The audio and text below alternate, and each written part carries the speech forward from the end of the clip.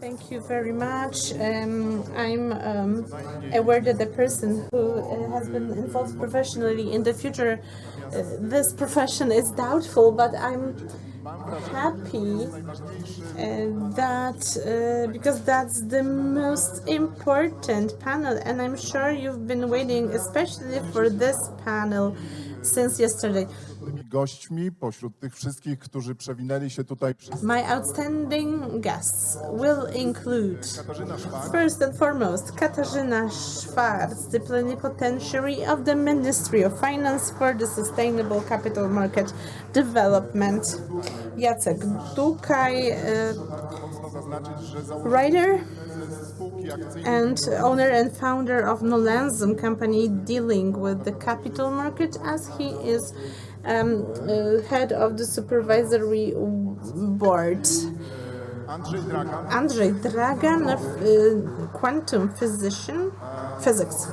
O ogromnej ilości talentów. Highly talented person, not only specializing in quantum technology, we know him.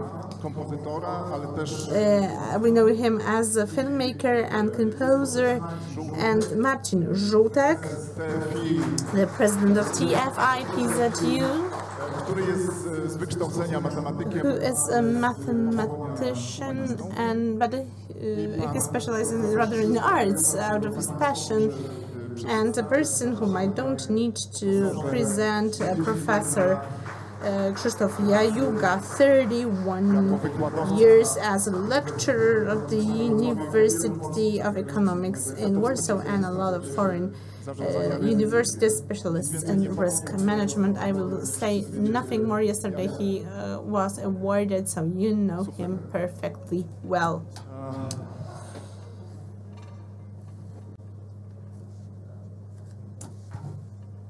Proszę Państwa, ladies and gentlemen, we're talking about the future and the map of the future. Is there any map that was applicable before? And is that the point to work out a new map? Na tej konferencji mówimy o mniej więcej takim horyzoncie, który... At this conference we're tackling the horizon of Ale skupiamy się przede wszystkim na tej 10-letniej. 5, 10 or 15 years. Ktoś powiedział, że Somebody said myślenie o przyszłości to jest that thinking about the future is ludzkiego mózgu. thinking about the way our brains function, and we've been talking about it with Jacek Dukaj just before the start of this debate. But it's good to become aware that when thinking about the future, we use a lot of paradigms, assumptions, and trends, and they constitute some default model through which we perceive the future and we discuss the future. That means that we take a linear approach to the future. That means that something that can be extended to tomorrow and the day after tomorrow is not really true, because life is full of surprises and we are constantly surprised by something. Yesterday, when I started my discussion with Professor Orłowski, I said that we should become aware of the fact that today we need to set aside a trend-based mindset to the advantage of instability and imbalance management. But it's worth starting from a question: does it make any sense to talk about the future and to plan the future in the perspective of 10 years if so many uncertainties occur, the pandemic, the war, different kinds of crises? So what is the sense of talking and discussing the future? You are dealing with that you are involved in the predictions and forecasting in 30 years. Of course it makes sense. We should do it. We need to do it. We should be forward looking. We need to take a look forward in the future. The problem with forecasting future is that it is almost impossible. I'm not for forecasting, but rather formulating some scenarios and preparing for scenarios which are extreme. Of course, that's the most difficult. Somebody that should be tackled by experts. I like the definition that you gather a group of experts with imagination and they formulate what might happen in the future. You said about the 10-year perspective. There is such conviction, and I think that's true, that a man overestimates their possibilities of what can be done over 1 year. People think, oh, 1 year is a lot of time, and then the deadline falls and it happens, you didn't do it. But we underestimate what we can do in 10 years. And I think that it's something really important. The forecast, I don't like the term. The forecast is related to some facts and figures, and I think I would opt for scenarios. So in short, sticking to data in long perspective can be disappointing. And what is the approach of a quantum physicist? Is that a physicist, when looking forward in the space and time? No, it's in the quantum physics, you cannot predict the future. So my favorite anti-hero of the previous month, the head of Meta, the scientific director, Jan LeCun, in January 2022, so a year or so ago, he said before the GPT 3.5, which is the ancient one now, he said that there is no chance for these language models to learn anything based on text they read. And if I can show you, so for example, I will put my mobile out of my pocket, I will push this mobile phone and it will be clear what would happen to this mobile phone. It is not possible that this will learn any language model. This is what he said. And 3 months ago, GPT chat resolved this problem, giving all circumstances, all possible solutions, and of course with full awareness of what's going on with the mobile phone in such circumstances. We talk about one of the most outstanding experts in language models, who is not able to predict the competence of language models that he specializes in. So he said that even ChatGPT 5000 won't be able to resolve this problem.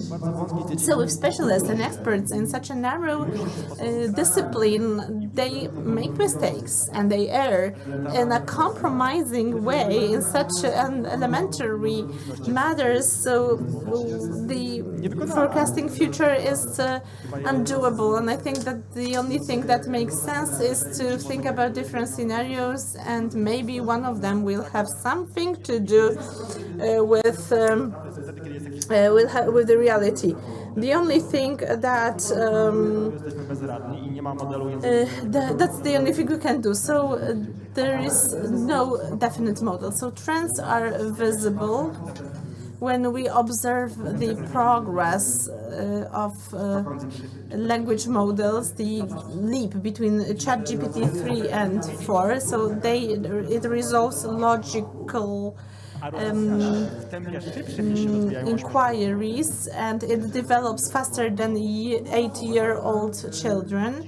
So we may estimate that today 8-year-old who cannot resolve logical problems, resolve that GPT chat will never resolve any logical problems which would be too difficult for GPT chat and AI.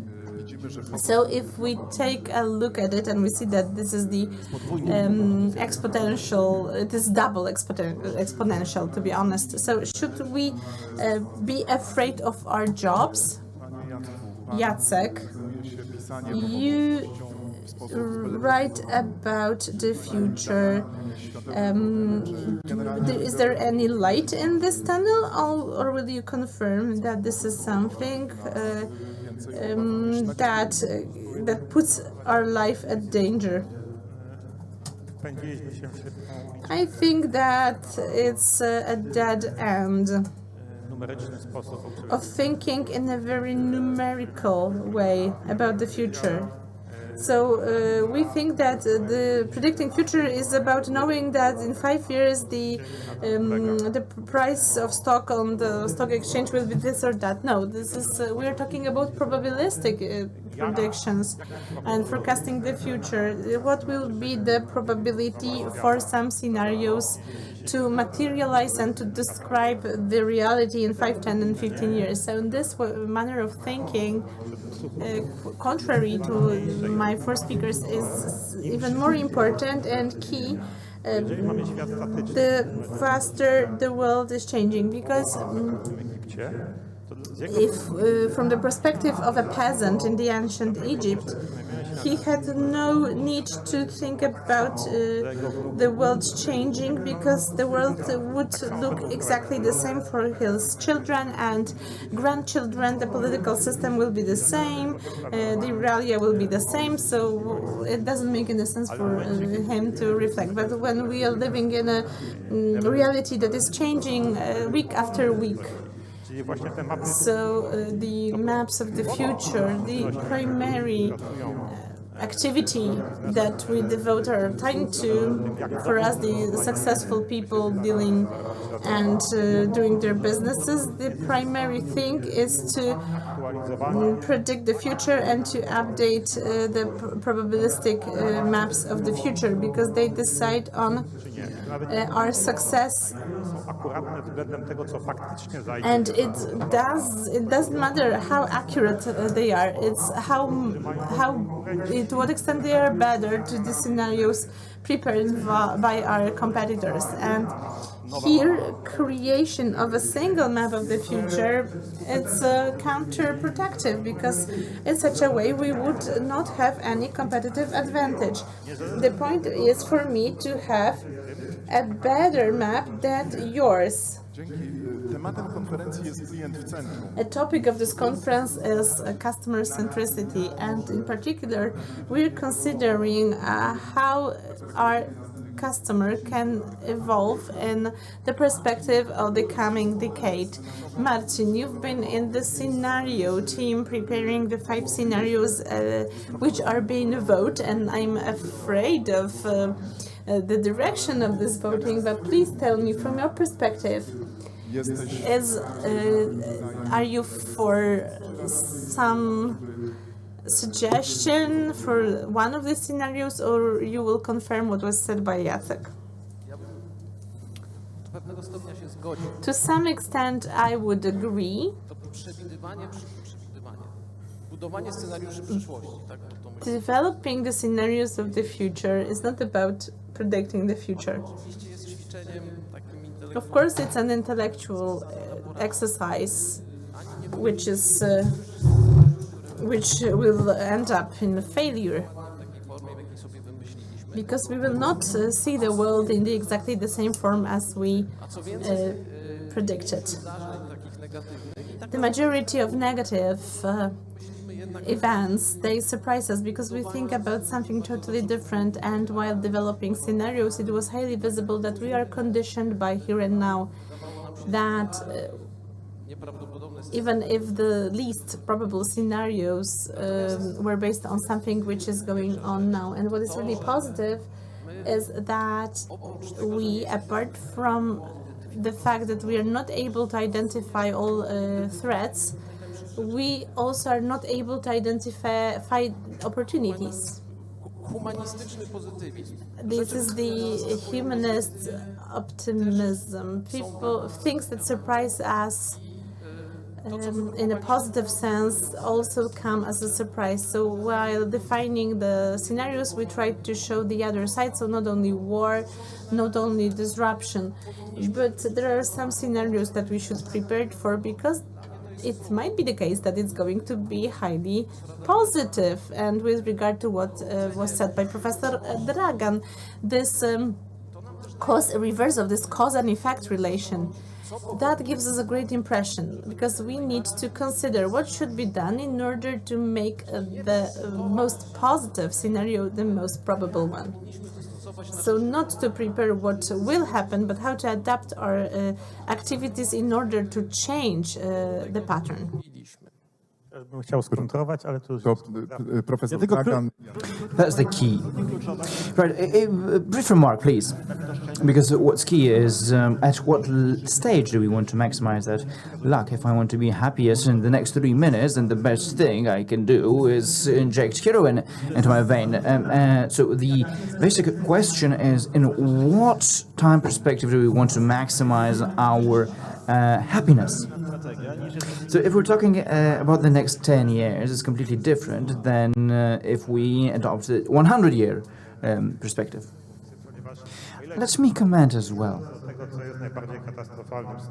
Because, you know, the most catastrophic, disastrous scenario, that is a war, disaster, death, plague, that's a negative scenario. But it's harder to define what's a positive scenario, because then your values come into play.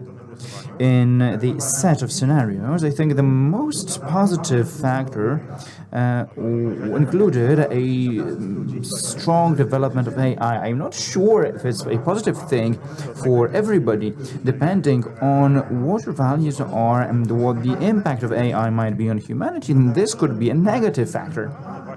So it seems that there's agreement as to negative scenarios, but the positive scenarios are much harder to define. Yes, I see no contradiction in this. And this is what I meant. It's much easier to build scenarios in which the development of AI is a threat. But let's not exclude scenarios in which it has a positive impact. I think Professor Dragan will want to comment on this in a minute, but let me say that what I see transpiring from what you were saying before I hand over to Katarzyna in a minute, let me say that it seems that we're talking about a situation in which on the one hand we have factors that are predictable and linear, but on the other hand there are factors as to which we have absolutely no idea what the projections may be. And these can be several. So now the question is, can you manage factors with uncertain character? No, you can't manage them, but you can prepare for them. Katarzyna, you deal with strategy. Strategy that will dictate the conditions of the financial markets for the next 10 or more years. How do you approach this future? How do you want to design this future or experience that future or prepare for different variants? Let me comment on what my four speakers said briefly, because I think this will be relevant. It seems to me that we are rather far from predicting the future. We started discussing determinism and axiology, but let's go back to the original idea of this discussion. And I can't agree at this point, because obviously we are no fortune tellers, but we can forecast, we can predict certain things, and we are getting better and better at doing this. Indeed, many experts are no better at forecasting the future than complete random guesses by amateurs. But what we can do is learn to use the instruments that we have. Learn to use what's suggested by mathematics. We can apply weights of probability to particular events that seem to be pointed at by research, and start using this in building scenarios that will allow for getting a competitive edge. We can learn of better evaluating what's forecast. We can draw conclusions about what we did take into account, what we did not, and whether there are lessons for the future stemming from that, to forecast better for the future. And this is what is being done as of today by the most competitive businesses and institutions of the financial market, but it's also an exercise carried out by public administration governments worldwide. And, well, my opinion is that we're quite good at doing this. We tend to abuse this black swan notion. Any event that impacts the reality tends to be called a black swan, while a black swan is something that was unpredictable, like the COVID pandemic, like the war on Ukraine. Unexpected situations in terms of weather turmoil caused by extreme weather conditions. These are things that we've known about and should have expected for 10 or a dozen years. They had their weights of probability assigned. We just decided not to think about them, so they're not real black swans. So, does this mean that when having the right kind of cognitive apparatus, mathematics, statistical data, applying math to forecasting, can we really prepare predictions, the single map? I don't think it's possible to have a single map. Professor, you said, let's not agree so easily. Right, a good panel is one where participants argue, and we do have different opinions here. Let me comment on this black swan, because it's my favorite topic. I started wondering how many black swans there are in the world. There are 18%, but it's mainly in Australia. What an extreme event is that? If it's 1/7, 1/6, it's not extreme event, right? Some kind of old author used that expression and it stuck. Now, going back to those probabilities, indeed, scenarios do have their weights of probability, but somebody has to apply these weights.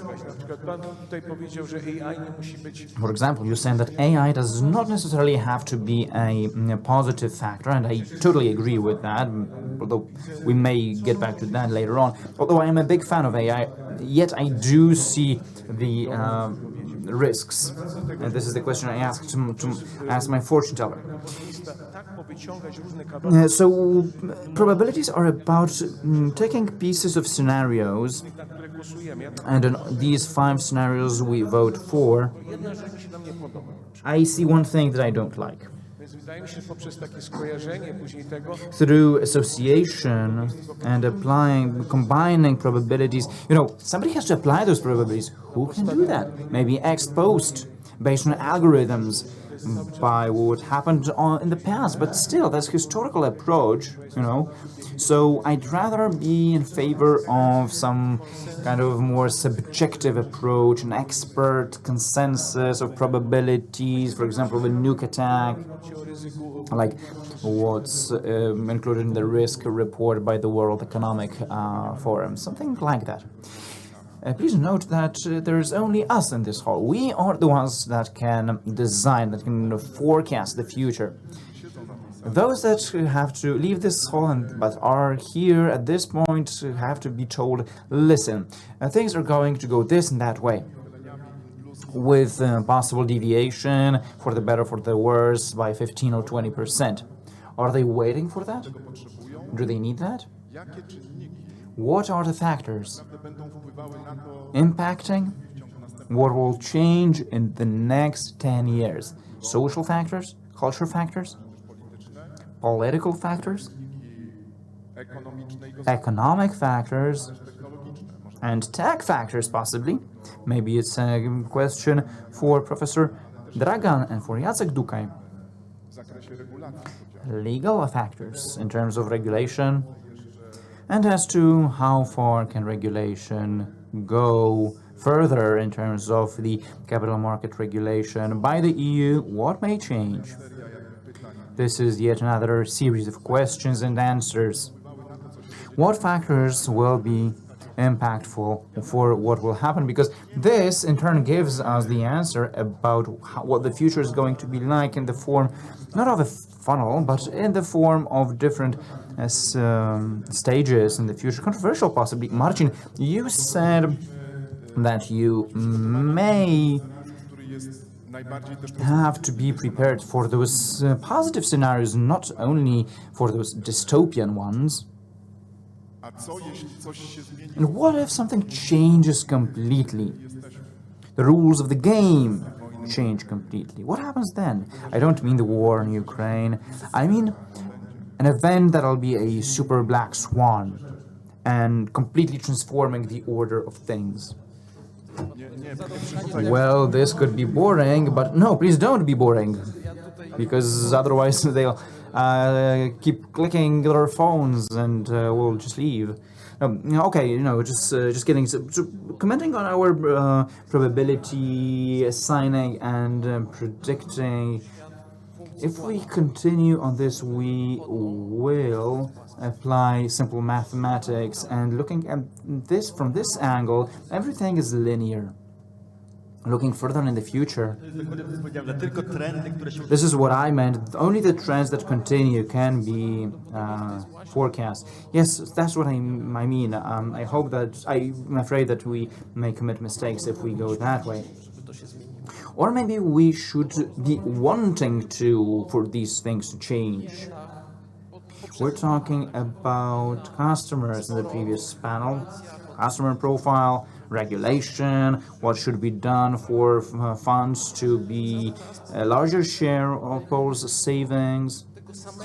It seems to me that we are revolving around the same issue, and maybe it's about turning the tables.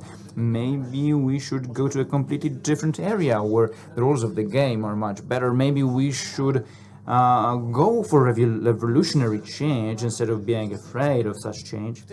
I'm afraid that if we stick with what we have, this the legal system, the distribution system, the kind of approach to management that we have, then we can't cross a certain barrier and we'll be trapped in the middle growth trap.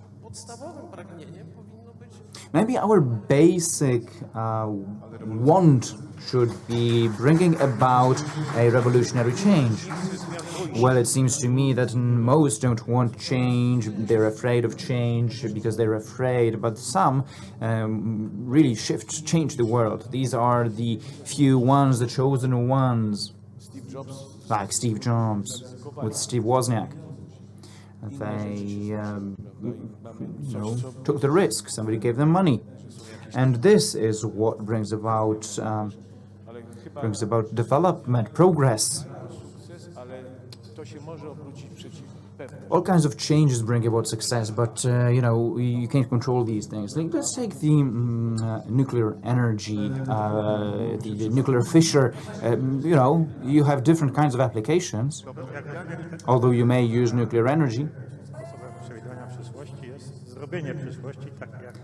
No, having the right kind of future is creating the future that we want. Designing it, yes, but for that you need to ask the question whether we as individual business entities in Poland, do we have enough empowerment for anything that we come up with to implement? Because the system we operate in is not a Polish system, it's a global system. And now going back to math, non-linear math comes into play. So it's complex, a complex model, large-scale, invisible process on which we project our own predictions, our design, we implement it, and then this cascades outcomes, consequences, going far beyond Poland, causing counteraction from far away, which are completely unpredictable, and as a result, the entire project falls into pieces. It's much easier to predict the future than build a future. We can't build a future. So it's a beautiful idea, but we don't know how to do it. And that's the problem. In terms of revolution, we really don't need to bring it about because it's ongoing before our bare eyes. A revolution unseen so far by humanity. And in terms of imagining the happiest scenario possible, it would be the one that we know from beyond our eastern border. The best we can experience is turn into Vladimir Putin, because that's a situation in which a single man rules 60 million people. So a single person rules a much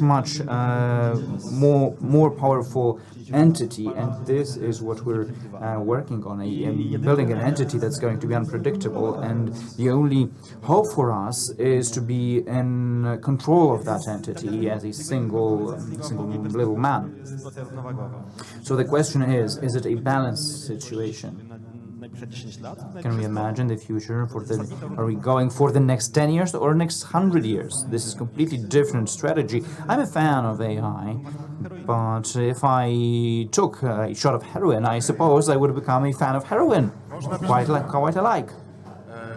Ale jeżeli mówimy tutaj o takiej perspektywie, to wiemy o tym, że dzisiaj... If we're talking about this kind of perspective, we know as of today that in the Silicon Valley, the long-termers are taking the upper hand. I don't know if they're prevailing really. You know, they're getting money from people who are investing money that they got from different sources. They're building their sense, a meaning of life, going beyond their own life because they have too much money. You know, thinking thousands of years, which is completely absurd. But you know, if you need some kind of lay religion, that's the way to go.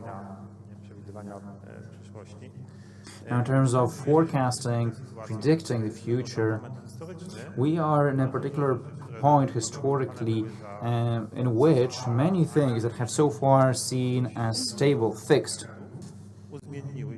unchangeable and changing trends have shifted. And, you know, if we were to look for a time where it's harder to predict than at any different time, I think it's right now. Because bifurcations so far have been more or less linear. Now, when things accumulate, and, you know, in current situation, you can think about directions, more or less approximate directions, knowing that precise scenarios will not verify, yet this gives you some kind of cap to navigate your ship in these unknown waters. And this is our current situation, really, as of today. So I'm rather for hedging, maximum hedging against radical scenarios, and remain open, keep your capital for a more peaceful time. I'm talking about a horizon of 5 years. This is the best way to operate, I think. Okay, so for now, the conclusion for the audience, I think, is that in terms of the future, we should, you know, exercise our thinking about the future, and projecting the future is, designing the future is some kind of practice, but there are doubts as to what extent that's even possible. And it seems that the panelists are leaning towards a conclusion that we don't know how to do that, and we're, you know, between two worlds. Yes, these historical bifurcations accumulate now, and we just need to wait. And we need to learn to live with this uncertainty and to be ready for different variations of the reality, for different scenarios to verify. Let's now go to a different level of this discussion. Preparing the scenarios for Client 2033, we surveyed all kinds of material, and experts extracted 74, just 74 factors of change, factors that will impact the future environment of the client in different segments. And still,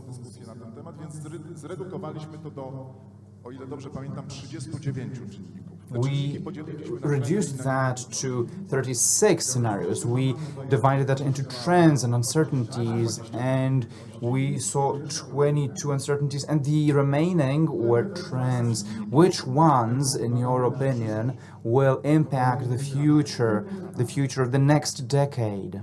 What do you think? In terms of politics, economics, technology, innovation, society, culture, work, law, environmental protection. I don't think this is going to be a revelation. I don't know the 39 factors. I think they are grouped in different classes. And I'd say that I think three main groups. Tech, widely understood, that is not only AI, but huge progress in medical technology, for example, is a huge group. And the second group would be geopolitics or geoeconomics. I don't know which will be dominant. Yeah, that's the question is, are there going to be two camps?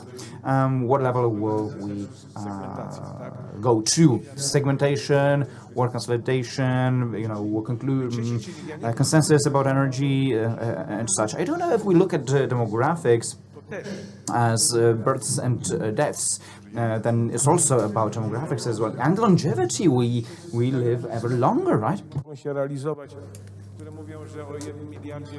We hear about 1 billion and involuntarily migration because of the worsening conditions for living, because of droughts and demographics is the second one. We've been talking a lot about the younger generation. So the longevity is one thing, the economy, and silver economy is dominating, and younger generation and different mindsets, which are far from ourselves, Gen Z, so-called.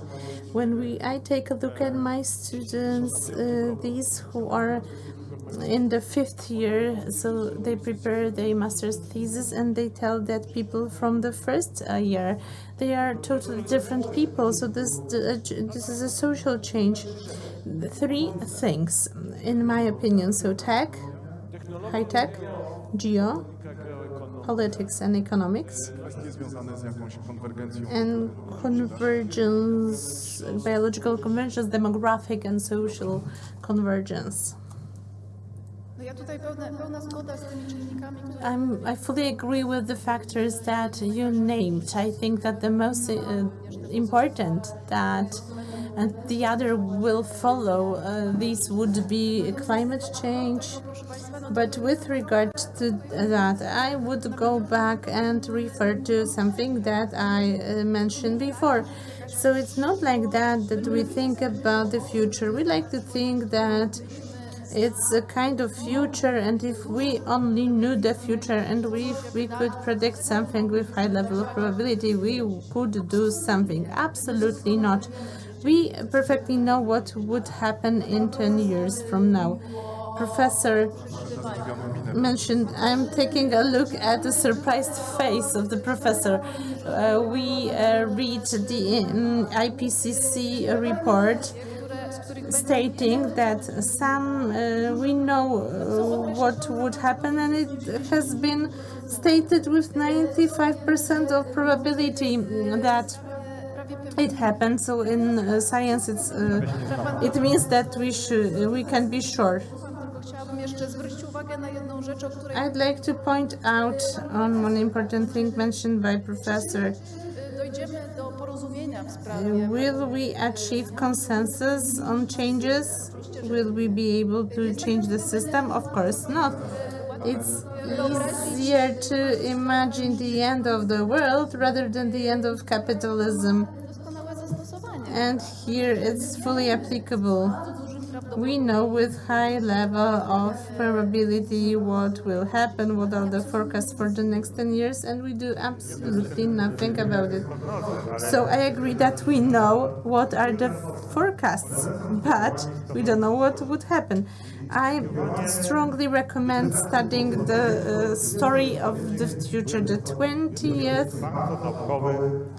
very scientific and backed with scientific consensus forecasts about about the future, the climate, the economy, culture, technology in 10 or 20 years. If you want to read something as a great joke in the morning to cheer up after when you wake up, so if you want to make the God laugh, tell them about your plans. The theoretical physics is a set of predictions what will happen in this or that. So if I kick something, something will fall. So for this reason, physics is dealing with simple systems because it's predictable what would happen. But if we add the third body in the movement, it's becoming too complex. We have no chance to determine what would happen. So what you said, Oceniam jako skrajnie naiwny, przepraszam bardzo. I assess it as naive. Tytułem Szum. We have a book so-called Noise, Niemal pewnie w połowie na pokazanie, że w ludzkich Szum, decydującym and he's made evident szumem, a to, co robimy racjonalnie, to wydaje nam się, że that what we think is rational is an illusion. jest mnóstwo przykładów. No, lista 40 najbogatszych firm. The list of 40 wealthiest companies, these are companies which were in existence 20 years ago, and all To jest dominant companies were left behind. starożytnego Egiptu ewentualnie. So it is not like in the ancient Egypt. So if you can see some linear trend W tej sytuacji nie mamy jakąkolwiek liniowość. in any other situation, it's now it's too complex to predict anything. The only possibility is, as Jacek said, is to predict and to prepare for all possible scenarios. We don't have money to hedge. I would ask a question because I think that what was said by Professor in his last sentence that provides an answer to diagnosis. But with regard to this diagnosis, because if we followed in this direction, we can end this meeting because the system is so complex that we're not able to manage the future anyhow. We can predict some trends. So if we are lucky enough that we're living in such a short period of time when the trend is going to be stable, for example, for closer relationship between people, then we have trains, then we have the internet, now we have instant communication. This is a trend that lasts about 70 years, we can predict it. But if we have a new factor which is non-linear, we are helpless. And now we have a lot of such events. In this moment, predicting anything and believing predictions, it's naive. Yes, fortune telling, yes, but you mentioned 40 companies which were in existence, yes, but the internet was, 40 years ago there was no internet.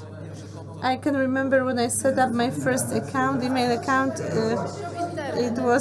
but the internet came from the majority of companies like Apple's. These were technologies used by the military.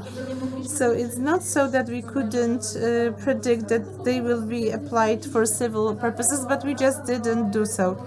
So I would go back to my thesis that we should become better at forecasting, but I fully agree that we are not able to predict new black swans. It would be extremely naive to think so. One sentence. So if you were an Albert Einstein in 1904, you would apply for a grant for relativity theory. You cannot predict revolutionary changes that would happen every day, and you cannot finance it. It's just happening by randomly, more or less. And people who react to that sooner, they are in a better situation. They're better off. So you said, let's do nothing. It's not like that. The fact that we are not able to tell the future accurately, or what will be the climate in 10 years, it doesn't mean that we don't know what will be the direction to follow and what activities should be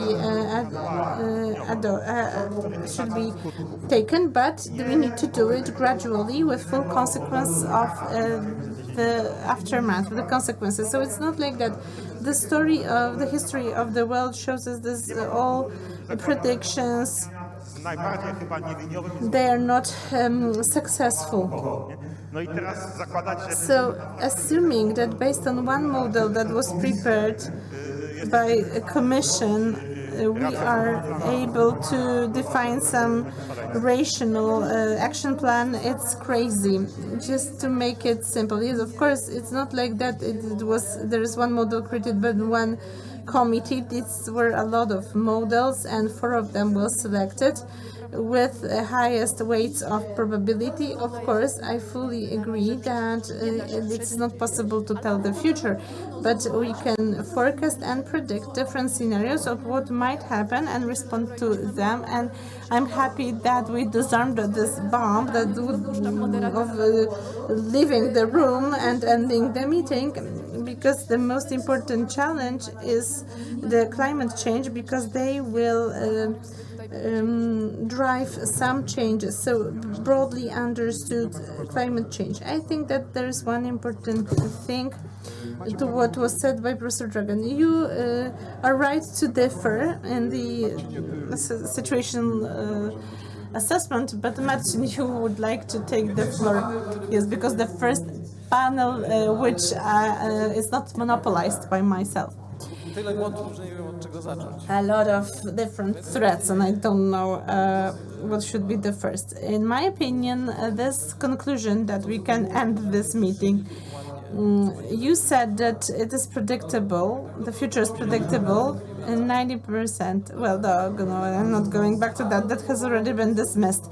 I'm afraid of what you're talking about, probability, because they are assigned by experts, evaluated by the experts. So 5 guys sat to one table and said, and they might be wrong. And going back to the question you asked and Professor wanted to answer, what are the most important factors? Why only guys are sitting at the table to decide? Maybe if women were accepted, the result would be better. That's why it's a mistake. That's why this is the source of this dramatic mistake. If it was not clear enough, I'm sorry for that.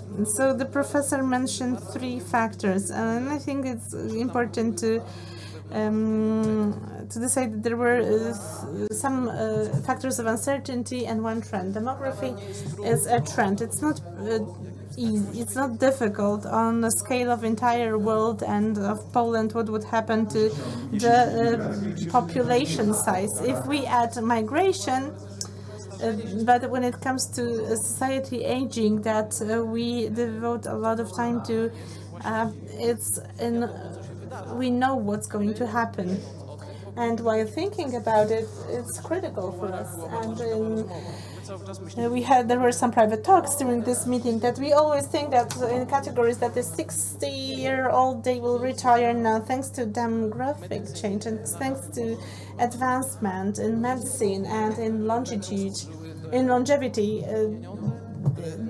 This money will be still invested by these people in their 60s, 70s, 80s, and 100 in a realistic future. It will be used to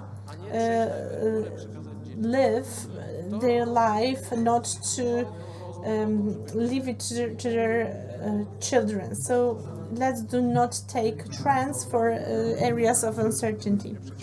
Not to make this conversation too long, we have something that was defined by Professor as demographic trends. You have confirmed that the issues related to technologies, the quantum computing, we're waiting for it. We don't know when exactly are we going to get it. Professor Dragan would probably be an expert in showing this is a kind of biotechnological convergence, so the combination of medicine and IT, application of AI for genetic engineering, and we refer you to the survey carried out. There are 9 factors of change and analyze. Katarzyna pointed out that telling the future is more about forecasting, and we should become better at that. But now if we were to give some concrete recommendation, it's a bad word, a recommendation for TFI and for asset managers, what would it be? From the perspective of customers, should they learn more? Because somebody said that what you can do better than your competitors is to learn faster. Coś, czego kompletnie nie było jeszcze chwilę temu. Companies create something that was inexistent before. We are in such a situation that whatever we think, in 5 years it will be possible to do it. So the entity predicting what people want, and now it's not like that you can have everything. They will be successful. For example, people wanted to talk to AI, and in 5 months the company gained 5 million subscribers. I wanted to have a personal assistant who is offering me advice anytime I want it. In 2 years, of course, it's possible. And what's the problem? The problem is in application. You need to apply what we already have, the neuronal networks. People from Meta released their open source neuron network, so it's quite probably taking into account of capabilities of smartphone. Everyone will have their personal AI showing us the way, giving us advice on our shopping choices. It's doable. Of course, it's something horrible, but people who have this ability to predict will be the winners. I would reflect on that from the perspective of investment funds. What are the boundary conditions for the investment funds to make sense? So what are the threats? Not legal threats, but the one that in a given world there is the investment fund makes sense. So I can see some threats in DeFi, in blockchain, in democratization of finance through fintech. So I think it's very probable that investment funds will not exist because they will not make any economic sense, because the same solutions will be available faster, better, and easier than the traditional investment funds. So what should be done by the owners of investment funds? So making a step ahead, they should, either they can fight with the trend, or they can use it as an opportunity. You need to be aware that tsunami is coming. It's a technological tsunami related to data analytics. I can remember Marlena Janocha yesterday. Janota, I'm sorry. Said yesterday that there is no chance for such a robot assistant to replace a human being. And what if it can? Who's replaced for the fact that it would replace it? I think in a year there will be such. I think that they already replace. Each of us know that we something failed in an institution, that we want to call somebody to lodge a complaint, and the robot responds to our questions. They ask us about the purchase order. Then we get an information that it has been delivered, so nothing can be done, and then the connection is over. I'm talking about interface. All products delivered by investment funds are addressed to mass. A my mówimy o sytuacji, recipient must doping zajsta client, and these are not tailor-made. And now with profiling it is possible to have a set of product which will be your exclusive product, which will be especially for you, and you will not need to make your decision because the product will know better. And Jacek Dukaj, as I can respond, we know what should be done by us. We shouldn't fight against the trend because we will lose ultimately in such a fight. The only thing that should be done is to rethink the way of our functioning. I understand that we hate chatbots now, but it's not if, but when they will be Kiwa głową, więc generalnie rzecz biorąc more advanced. Professor Dragan is nodding his head.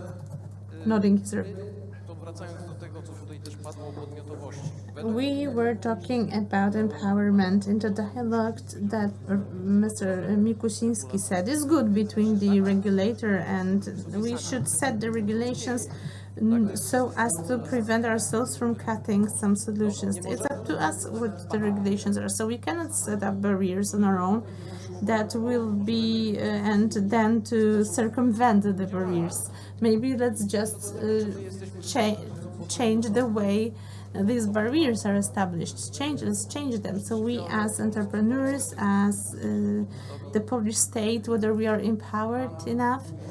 You said in the financial language, and I will tell in the language of literature. At least we tried. Kurt Vonnegut wanted to have such a hit right. pan profesor bardzo krótko, bo zbliżamy się. Professor, please respond. I'm a fan of AI and I can understand that. I think that I like to look for extremes, the bad extremes. So low probability and low high damages. So artificial intelligence is a matter of stupidity. I do not tolerate such a system that we have a system and user and there is nothing in between. So it's the person using it doesn't understand a single item of it. That might be dangerous. Of course, we have artificial intelligence and we have artificial stupidity. So 95% of all these things, and I'm not talking about exactly what you've been talking. It's created by amateurs who want to make money. So, of course, bots are needed. Chatbot, just don't say a word and quite probably you will be reconnected to a human being. The greatest obstacle from my perspective for such new financial products, these are limitations of the EU imposed on data collection. Because the better such solutions and the better the automated advisory that will be embedded in our life, the more information it will get. So all fintechs developing out of the EU will be the winners. Thank you very much. Unfortunately, in the 58th minute of this panel, we started talking about what the hall is interested in. But unfortunately, we have to now conclude. I'm sure this is very unsatisfactory, which is something we did predict before the start, so this is proof that we can predict the future. But now I would like to ask you to prepare a question for a fortune teller. You will talk to a person who knows the future perfectly. What would you ask alongside the winning numbers in Lotto? Znał przyszłość w perspektywie następnych 10 lat. What question would you ask that fortune teller? Bez dyskusji. Briefly. Historia dzieje człowieka są złożonym systemem chaotycznym. I believe that we operate in complex chaotic systems, so a question about the evaluation of a given company in 10 years, that's absurd, because if I use that information to place a bet, then it's absurd because the world will be completely different in 10 years than today. I to mogą być wyłącznie rzeczy wynikające z samej natury rzeczywistości. And I'd ask about things that are about the nature of the world, so questions about hard science or mathematics that were discovered in the next 10 years that I can learn about today. So if I asked what method can be applied to better cure cancer, then in these 10 years I would save millions of lives. So this is the kind of question. I would ask that person to enumerate between 1 and 3 events, scientific events that the professor deals with, because these are the events of very low probability and very high impact that we are incapable of forecasting. Everything below them we can forecast with quite high probabilities. I, frankly speaking, with high probability, unfortunately, can predict the world in 10 years, and I don't like that. You can talk to her during the break. May I? Sure, go ahead. Well, you took away from my answer a little bit, but again, I'd ask, sorry for asking about negative things, because, you know, you can work with positive things, breath sensors, inventions, etc. But I'd ask what would happen in the next 10 years. That, you know, like events like black swans, like COVID, although people were predicting that, but who treated that seriously? So are we going to have a pandemic, a different kind of pandemic, a cybernetic shock that we can't predict as of today, or a complete deconstruction of human-to-human relations? One question is enough, thank you. Looking at the history of science, Isaac Newton, for example, I think the biggest scientist, greatest scientist in history, looking at his questions, we smile, because he used different kind of questions. The questions Newton asked about energy, acceleration, speed, etc., they have absolutely no application, no sense from the point of view of what we already know as of today, because that was rather primitive, and our level is much more developed, and we are again primitive compared to what we will know in some time. So I'd ask about not this or that, I'd rather ask what questions are worth asking. Thank you. Sometimes questions are more important than answers. Bravos are allowed.